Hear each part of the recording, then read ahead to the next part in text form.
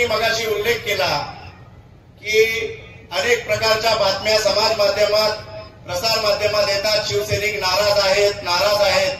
होय, शिवसैनिक नाराज होता, तो 7 ते 8 तारखेपर्यंत नाराज होता, पण त्यानंतर जो शिवसैनिक रस्त्यावर उतरला आणि जो आज पांडुरंग बरोबरांचं काम अग्रगण्यपणे करतोय त्या सर्व शिवसैनिकांना मी सलाम करतो.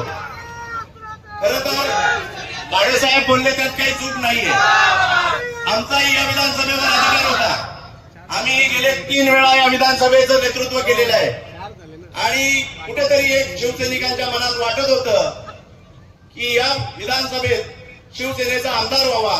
लोकसभेमध्ये बाळामामांच्या रूपाने राष्ट्रवादीचा खासदार गेला म्हणून शहापूर विधानसभेवर आमचा भगवा फडकत ठेवावा. परंतु काही वरिष्ठ नेत्यांच्या समजुतीनंतर आणि उद्धव साहेबांच्या आवाहनानंतर आम्ही एक निर्णय घेतला की या राज्यावर महाविकास आघाडीचं सरकार आणायचं असेल, हे महायुतीचं भ्रष्ट सरकार जर गाडून टाकायचं असेल, या गद्दाराला जर त्याच्या घरी ठाण्याला बसवायचं असेल तर उद्धव साहेबांना मुख्यमंत्री केल्याशिवाय पर्याय नाही. एक मताने इतिहास घडत असतो.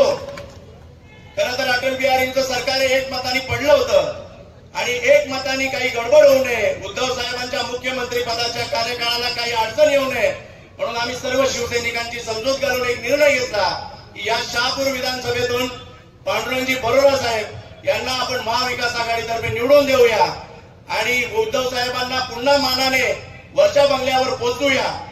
खरं तर पांडुरंग बरोरांविषयी सांगायचं झालं तर एक कार्यकुशल नेतृत्व म्हणून मी त्यांना विरोधी पक्षात असतानाही द्यायचो. कारण या तालुक्यामध्ये अनेक लोकाभिमुख प्रकल्प पांडुरंगजी बरोरा साहेब यांनी आणले.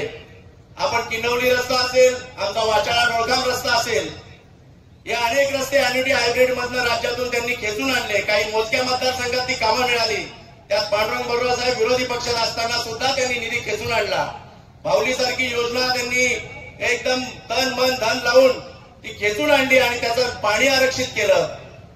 खरं तर पांडुरंग बरोरा साहेबांनी अतिशय योग्य निर्णय घेतला होता की हा बस पोर्ट आपला अत्याधुनिक झाला पाहिजे, इथं एक प्रशासकीय इमारत झाली पाहिजे. परंतु 2019 मध्ये पराभूत झाल्यानंतर त्या योजना रखडल्या गेल्या.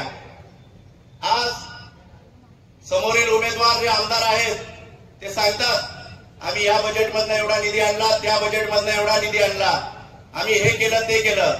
आमदार हा निधी आणणारा तर असावाच, पण निधी आणल्यानंतर ती कामं पूर्ण करणारा पण असावा.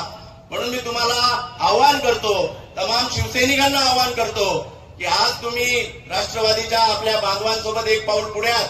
आता 4 ते 5 दिवस राहिलेले आहेत, रात्र वैर्याची आहे, त्याच्यामुळं घात होऊन देऊ नका. आपण राष्ट्रवादीच्या पदाधिकाऱ्यांच्या 2 पावलं पुढे राहा आणि पांडुरंग बरोरांना या विधानसभेवर तुम्ही बोगस मताने विजयी करा असं आवाहन मी तुम्हाला करतो. खरं तर एक गोष्ट इथं नमूद करू इच्छितो की बाहेरचा एक नेता येतो आणि आमच्या भूमिपुत्राला सांगतो की त्याला सरपंचही होऊ देणार नाही. अरे तुमची काय हिंमत आहे? या तालुक्याने ठरवलं तर या पांडुरंग बरोरांना आमदार केल्याशिवाय राहणार नाही एवढी मी तुम्हाला ग्वाही देतो आणि थांबतो. जय हिंद, जय महाराष्ट्र.